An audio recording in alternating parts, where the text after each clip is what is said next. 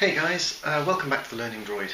I've had a few requests on a couple of websites for information about different things, so I thought I'd open a requests channel or a requests playlist where I'll answer the questions or answer the requests that I've had. So first off, we're going to do one on posture. I have a very bad posture at the moment. Yeah, much better. Sorry about coughing, I've got a little cold at the moment. So I got a couple of different questions about posture, or different requests about posture. One of them is about posture during exercise, and specifically during weightlifting and similar exercises. To be perfectly honest, showing you the correct posture for all sorts of different exercises is very difficult. I'd need to know which exercises people wanted to do before I could show the exact right posture for each one. But really, it's also hard for you to monitor your own posture. One of the best ways to deal with posture in exercise is to get someone else who knows about exercise, to get a mirror, or a personal trainer or a posture checker to check your posture for you. The basic rules are, unless the exercise is specifically designed to have your back bent, so there are certain exercises where you're actually relaxing your back, bending it, and then straightening up again. For instance, lying forwards over a Swiss ball and straightening your back for core muscle training. Unless the exercise is specifically designed for you to be flexing or twisting your back, you shouldn't really be doing it at all.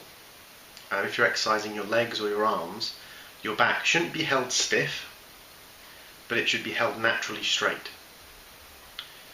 Some of the common problems people have is, especially when doing bench press and things, is they arch their back, and this creates a weak point where the spine arches, and it can do damage to your back, and it can also overstress muscles in your core, in your back and in your front when you're exercising and you're arching your back or curling your shoulders in. If you feel that you have to arch your back or curl your shoulders in to work with a high enough weight, or to move a high enough weight that you're actually getting some benefit from it. For instance, in bench press, some people have to arch their back because the weight they're lifting is so heavy. Then the muscles in your body are falling out of balance with each other. Your arm muscles are obviously far more powerful than your back muscles, and your chest muscles and your core muscles, because you're having to arch your back, you're having to hypertense, heavily contract the muscles in your body to counteract the amount of force being exerted by your shoulders as you push up. For bench press, this example.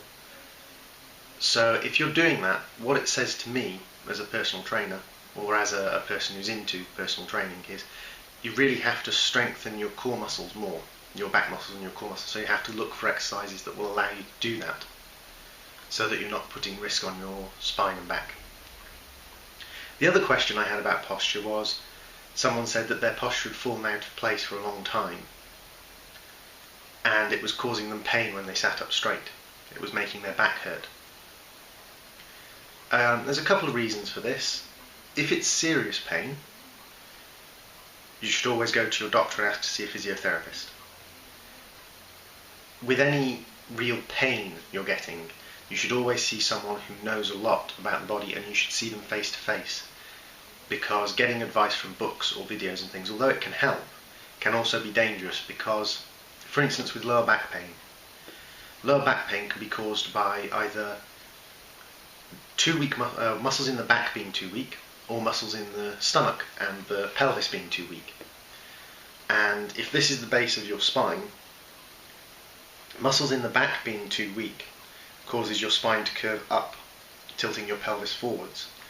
Muscles in the stomach and in the pelvis being too weak causes your spine to bend up, really lifting your backside and causing a concave in the base of your spine. Both of these conditions can be treated if they are caused by muscular degeneration, can be treated through exercise, but the treatments for them are opposite, because of course if the stomach muscles are too strong, strengthening the stomach muscles will only make the condition worse. And if the back muscles are too strong, strengthening the back muscles will only make the condition worse. That being said, in the modern world, there are a few things that cause the muscles in the stomach and things to go weak. For instance, we sit in supported chairs a lot. Office chairs, house chairs, vehicle seats, and we spend an awful lot of our time sitting down, which weakens the muscles in the core. So small amounts of pain, little bit amounts of discomfort can be dealt with by doing basic exercises.